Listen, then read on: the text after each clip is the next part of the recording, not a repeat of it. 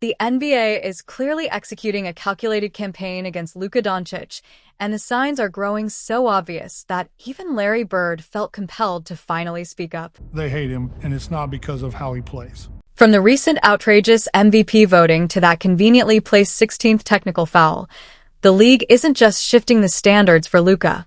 They're attempting to silence him alongside the facts. But hold on until you witness the proof I've gathered. Since nobody else will say it, I'll step forward. Frankly, the lack of respect toward Luka Doncic is hitting a level where you almost have to admire the dedication of those fabricating stories about him, and that's precisely what Larry Bird was expressing in that footage I presented earlier. We are discussing a player who is currently delivering statistics that would have commentators already labeling him MVP if literally anybody else were producing them. Things deteriorated so severely that we actually watched Luka during a post-game press conference looking visibly baffled about the MVP standings. Sí, ojalá, pero mejor que juegue, voy más para abajo en el rating, así que no sé. I mean, just consider the sequence of events here. Luka just delivered a 60-point performance on 18 of 30 shooting against the Miami Heat on March 19, 2026. He backed that up by becoming the first player since Michael Jordan to average over 40 points across a 6-game road trip, and yet the latest MVP rankings just dropped, and somehow he fell to 4th place. He is sitting below Shai Gilgeous-Alexander and Victor Wembanyama, despite the fact that Luka is literally the heartbeat of a Lakers squad that has captured 9 of its last 10 contests.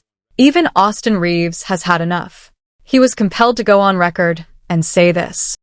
Yeah, and he continues to drop an MVP race, which is insane to me. So I guess it don't really matter. Maybe he's got to score 60. I don't know. But here's the part that should make you pause. Why is Reeves the only one in that locker room with the courage to speak out? We are talking about a Lakers roster packed with enormous personalities, yet there is this strange, unsettling quietness whenever the subject of Luka's greatness surfaces. It almost feels like there is a silence agreement in effect. If you follow the Lakers closely, you know that Austin Reeves is the only player who has genuinely ever been able to push back against LeBron James and walk away unscathed. In fact, there was a moment Austin Reeves told him directly to his face that he considers Kobe to be the greatest of all time and his all-time favorite player ever.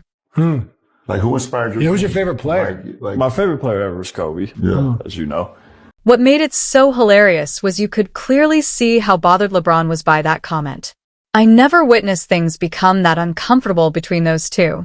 So when he stands as the sole voice in that building defending Luka, you have to question whether the rest of the roster was instructed to stay silent.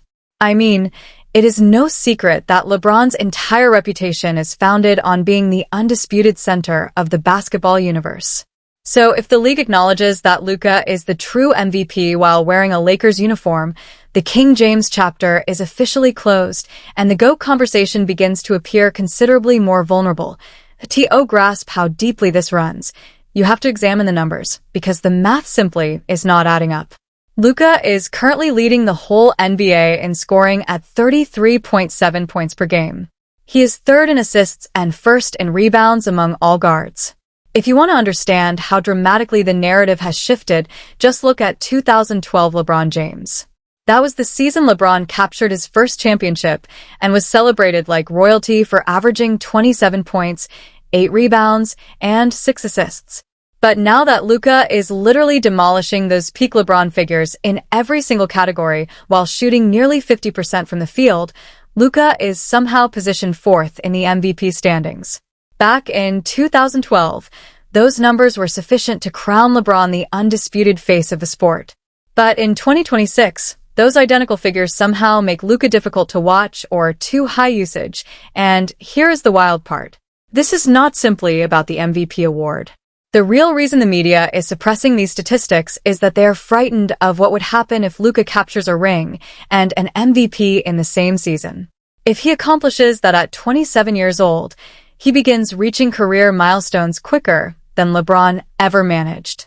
But while the media remains occupied trying to erase him, something else is unfolding behind closed doors at the NBA offices that could reshape the Lakers' season entirely. And it feels considerably less like coincidence and considerably more like a coordinated league-wide conspiracy. Because right now, the NBA's old establishment is doing something we have not witnessed since the era of Larry Bird. They are operating collectively to undermine a man who is making their entire generation look like a practice run. It started with the KG bombshell that left the whole internet questioning whether he had completely lost his mind. On a recent episode of KG Certified, Kevin stared directly into the camera and stated that Cade Cunningham and Jaylen Brown are having superior seasons compared to Luka Doncic. And Jay Brown and Cade Cunningham are having better years all around basketball than bro.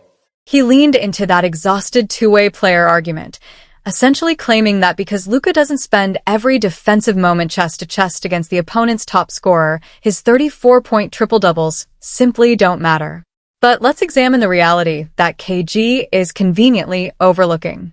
Cade Cunningham is sitting at the top of the East, sure, but he's achieving it with a Detroit super team where every single piece was carefully assembled to complement his skill set. But Luka, on the other hand, is shouldering a Lakers roster where his second and third options, LeBron and DeAndre Ayton, have missed a combined 48 games this season. Despite that, Luka has dragged this team all the way to the third seed in a Western Conference that is currently an absolute war zone. But KG flatly refuses to acknowledge it. It's that old-school bias where the legends simply cannot process a European guard crossing over and completely dominating the NBA. Want to hear the amusing part? Kevin is not even alone on this journey. You have veteran voices like Michael Wilbon over at ESPN who are suddenly so desperate to look past a generational superstar. Wilbon literally appeared on television and declared, "Don't talk to me about a guy who plays half the court." I think it's Jaylen Brown 1. I think it's SGA 2. And I think it's Victor 3. And then don't talk to me about a guy who plays half the court. He is still recycling an argument from 2021 while we are living in 2026. If Wilbon actually took the time to examine the defensive ratings for the season, he would discover that Luka currently sits middle of the pack and actually ranks higher than several so-called defensive specialists on the top rosters in the league. But that is not even the most outrageous thing about this Wilbon situation. So get this.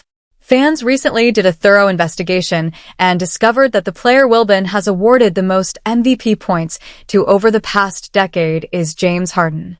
We're talking about the very same James Harden who pioneered the era of playing absolutely zero defense and was significantly worse than Luka has ever been on that end of the floor.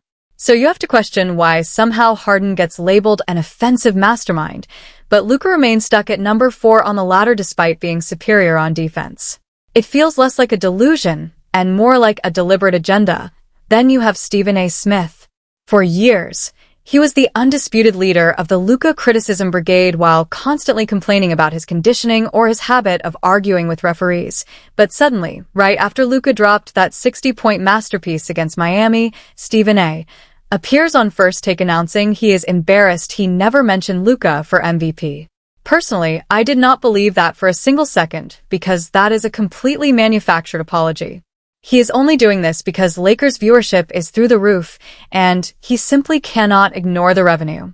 Plus, everyone is aware that he and LeBron had a massive public falling out. Stephen A. is not pro-Luka whatsoever. He is simply anti-LeBron at this moment, and he is using Luka as a weapon to settle scores with LeBron. But the old establishment is not just spreading this nonsense exclusively on ESPN. Keon Dooling and Udonis Haslem have been pushing this narrative that Luka's 35% usage rate is poisonous for winning basketball. Dooling has been out here suggesting that Luka's ball dominance stunts the development of his teammates because they rarely touch the ball. But that is complete hypocrisy. These identical voices will spend an entire segment praising Anthony Edwards or Shai Gilgeous-Alexander for their alpha mentality and their capacity to take command in crunch time. Shai and Ant carry nearly identical isolation frequencies to Luka this season, but when they do it, the media presents it as elite leadership. And then there is Jeff Teague. Teague went on his podcast and openly declared he despises watching the Lakers play because of Luka. He did not simply call it dull. He said it is painful to watch because Luka holds the ball and argues with officials. This is the identical Jeff Teague who historically defended James Harden's lack of effort and insisted Harden was a superior defender in Houston than Luka is today. He celebrated the 40% usage seasons from Harden as offensive brilliance, but slaps the Luka version with the boring label despite the fact that Luka actually generates more assists and a higher team offensive rating. Even Gilbert Arenas joined the spectacle by arguing that Luka receives a free pass for his heavy usage simply because he is a white European star, while American players like Jason Tatum face criticism for identical behavior. It is becoming so transparent that this is no longer even a basketball conversation. There is a deeply rooted resentment that Europeans are taking over the league, and the media is desperately protecting the notion that you must be a particular type of athlete to represent the face of the NBA.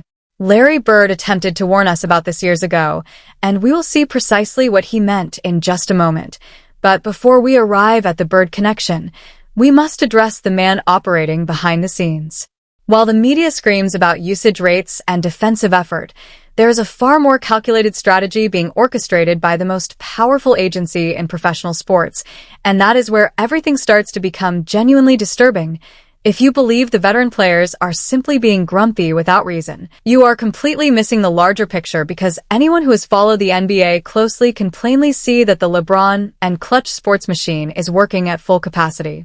After all, for the first time in 20 years, LeBron's GOAT status is being genuinely threatened. Look, let's be honest. The entire GOAT conversation has transformed into a joke, and it is frankly becoming embarrassing. Everyone understands the situation, but nobody dares to vocalize it because they are too intimidated by clutch sports. You have LeBron James, the man who has constructed his entire identity around calling himself the greatest, now sharing a roster with a 27-year-old who is literally shattering Kobe's records. Just visualize this for a moment.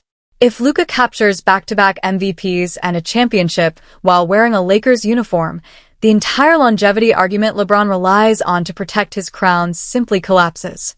It is finished. Every time Luka breaks another milestone like that extraordinary 60-point Lakers record he established against Miami on March 19th, it lands like a direct blow to LeBron's legacy. It transforms his 20-year remarkable run into something that resembles considerably more like a participation trophy. And do not even get me started on the media plants. You know precisely who I am referring to. Those insiders who are essentially on the clutch payroll, and the instant Luka catches fire, they begin circulating this narrative that he is difficult to play alongside, or that his body language is poisonous. It is the identical playbook they deployed against every other player who threatened LeBron's position. But unlike figures like KG, there remain certain legends who still stand firmly for the truth, regardless of the consequences. Legends like Charles Barkley. On March 23rd on the Jim Rome Show, Barkley straightforwardly said this about LeBron. And LeBron is probably the best third wheel in NBA history. Consider how devastating that reality is. You have the Lakers sitting at 46 and 26 when Luka is on the floor, but they collapse into an absolute wreck at 6 and 6 when he sits out. Yet you switch on any major broadcast network and they're still attempting to portray LeBron as the driving force behind their victories. It is a full-scale public relations operation to keep the crown on a player who is clearly no longer the best performer on his own roster. He is not even top 3, but trust Larry Bird to cut through the noise every single time. He went a step further and provided the precise reason the league is collaborating with LeBron on this agenda. In fact, to use his exact words, he stated, "They disrespect him because he looks like me." The most painful part is that the league is fully aware of it too. They understand that if Luka continues on this trajectory, the torch is not simply being passed, it is being forcefully torn straight out of LeBron's grip. But while everybody is fixated on the third wheel remarks, the league office chose to play underhanded. They could not contain him on the basketball floor, so they targeted him through the officiating. Remember that 16th technical foul against the Nets on March 27th? That was absolutely not an accident. That was a deliberately calculated move to get him suspended and derail his momentum right as the playoff stretch was beginning. It feels like they are actively trying to sideline him simply for being too dominant, and it is not exclusively outsiders raising these concerns. It is one thing for supporters to rage on social media about the MVP ladder being a complete farce, but the situation turns genuinely uncomfortable when the actual head coach begins publicly calling it out. On March 24th, Redick explicitly told reporters that the manner in which the league treats Luka is flat out disrespectful. He continued by stating that what Luka is currently producing is not receiving nearly enough attention, and acknowledged without hesitation that the Lakers are nowhere close to competing at the top of the West without him. You know, he's to the MVP point, like we would not be anywhere near the position we're in without him having the season that he's having. When your own head coach, a man who personally competed against LeBron, feels compelled to go on record like that, you realize the media narrative is not simply misguided, it is deliberately constructed. And then you have someone like Rachel Demita stepping up and exposing the truth. She went off on her podcast about the MVP standings, highlighting the glaring absurdity of sliding Luka down to 4th place during the very same week he was awarded Player of the Week. And then on top of that, you guys, Luka Doncic has slid to number 4 on this MVP ladder. I don't know what Luka Doncic could do better. I don't know what Luka Doncic needs to do to get some ounce of respect from the mainstream media. Consider how completely backwards that is. You have a player who is practically averaging a 30-point triple-double, steering the Lakers on a dominant run, and the so-called analysts decide that is precisely the moment to slide him down the rankings. Rachel absolutely nailed it too. She essentially said if you swap the names, if this were literally any Black American superstar posting these numbers, the conversation would already be finished. It would be an absolute landslide, but if you assumed KG and Jeff Teague were the only ones in the league targeting Luka, look again. It is honestly becoming painful watching how desperately these guys are working to undermine him. Take Zach Lowe, the individual who typically acts like he operates on a higher intellectual level than everyone else. This man went on a lengthy rant about how Luka's style is unwatchable because he argues with referees. Like, have you actually observed the NBA over the last decade? Every single player argues with officials.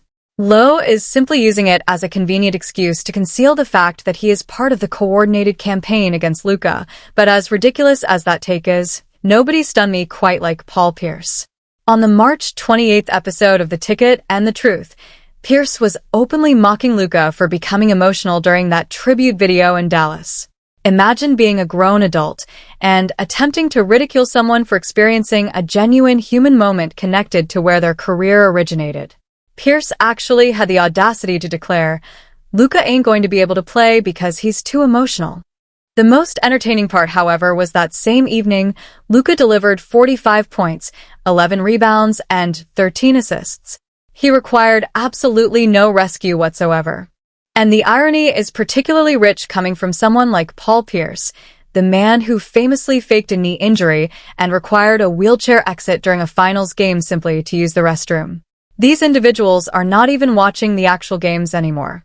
They are simply reciting the talking points delivered to them so they can preserve the LeBron is the king brand, which is precisely why we need to discuss the night of March 27th, 2026, when the Lakers faced the Brooklyn Nets, because that was the moment supporters became absolutely certain that this recent anti-Luka movement is a league-wide instruction. So here is what happened. Luka entered that contest sitting on 15 technical fouls for the season. In the NBA, the 16th technical triggers an automatic one-game suspension. Every experienced player in the league understands how to navigate that boundary, and Luka had been operating on his absolute best behavior for 3 consecutive weeks to avoid the trap. But here's the portion that genuinely resembles a setup. Just 1 week prior, on March 21st against the Orlando Magic, the league attempted to suspend him for a verbal confrontation with Goga Bitadze. Luka was captured on a live microphone saying, "Don't talk about my family," alleging Bitadze had made a vulgar remark in Serbian targeting his family. The league was actually forced to withdraw that technical because the provocation was so deeply personal and unmistakably obvious. But naturally, because it was Luka, they were not prepared to let him escape a second time. Just a few days afterward in a contest against the Nets, with 5 minutes remaining in the third quarter, Zaire Williams began screaming directly into Luka's face following an offensive foul call. Luka remained completely silent. He literally simply attempted to move Williams's arm aside to create some breathing room, and Williams responded by swiping directly at Luka's face. And rather than penalizing the aggressor, referee Scott Foster issued a double technical. This time, the league office held firm. They declined to withdraw it, triggering an automatic suspension for the following game. almost as though this represented an opportunity to eliminate him, and they had absolutely no intention of releasing it. The MVP race is approaching its decisive stretch. The Lakers are battling for the second seed, and the league conveniently sidelines the frontrunner for the most trivial reason imaginable. What genuinely infuriates me about this entire situation is how transparently hypocritical it all is. Do you recall 2025, when the sole justification the media offered for denying Luka the MVP last season was that the Mavericks were not winning sufficiently? They announced, "Luka, your statistics are historic, but you are a fifth seed. You must be a top 3 team to deserve the MVP." Now fast forward to March 2026. The Lakers occupy the 3rd seed in a Western Conference that essentially functions as a gladiator arena. Luka has satisfied every single condition they presented him. He elevated his efficiency, he is securing victories without LeBron, and his clutch time shooting stands as the finest in the entire league. What does the old establishment do? They relocate the goalposts, and suddenly the standard is no longer about winning. They are penalizing Luka for failing to earn an all-defensive selection, while simultaneously overlooking the fact that Magic Johnson captured 3 MVPs carrying that exact same defensive profile. Magic never once appeared on an all-defensive roster throughout his entire career, but he represented the face of the league, so the voters conveniently looked elsewhere. If Luka wins, he becomes the youngest player since Derrick Rose to hold both a championship and an MVP. But the league is simply not prepared for that reality because it completely dismantles the LeBron-era narrative. If a 27-year-old European is the undisputed greatest player on the planet while suiting up for the Lakers, then LeBron James is no longer the king. He is simply a very expensive role player. And that is precisely what LeBron and clutch sports are genuinely terrified of. For 2 decades, the entire league has been constructed around the concept that LeBron is the sun, and everybody else is simply a planet revolving around him. But right now, Luka is the one producing the gravitational pull. When Austin Reeves labeled the rankings as completely insane, he was not merely referencing points and rebounds. He was addressing the undeniable reality that the Lakers' locker room is fully aware of who the true alpha actually is.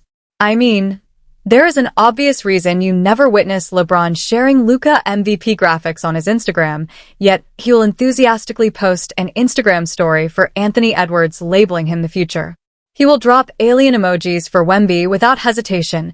Now here is where circumstances could become genuinely uncomfortable for the league. By attempting to push Luka out of the MVP conversation through these calculated attacks and officiating manipulation, the NBA is engaging in an extremely dangerous game. They are on the verge of alienating the purest basketball talent the world has witnessed since Magic himself. Luka does not compete for the branding opportunities, he competes for the pure challenge. If the NBA transforms into a league where the old establishment and agency-backed media determine winners based on public relations campaigns rather than 60-point masterpieces, they risk driving away the entire global marketplace. But Luka is absolutely not accepting this situation passively. If the NBA believed a calculated suspension or a coordinated media blackout would shatter Luka's competitive spirit, they have clearly not been paying sufficient attention to him, because the more aggressively they shift the goalposts, the more genuinely dangerous he becomes. When you doubt him, you are not simply damaging his MVP prospects. You are igniting a killer mentality that the basketball world has not witnessed since the Kobe era. Examine his postseason track record. This is a man who averages 32.5 points in the playoffs, the second highest figure in NBA history, trailing only Michael Jordan. The league can attempt to shield LeBron's crown with every resource available, but the truth is already being written on the basketball floor. Luka is not patiently waiting for any ceremonial passing of the torch. This man has already seized it, and he is actively using it to incinerate the outdated narrative entirely. If they genuinely believe a 16th technical foul can contain him, they are in for a deeply rude awakening come June.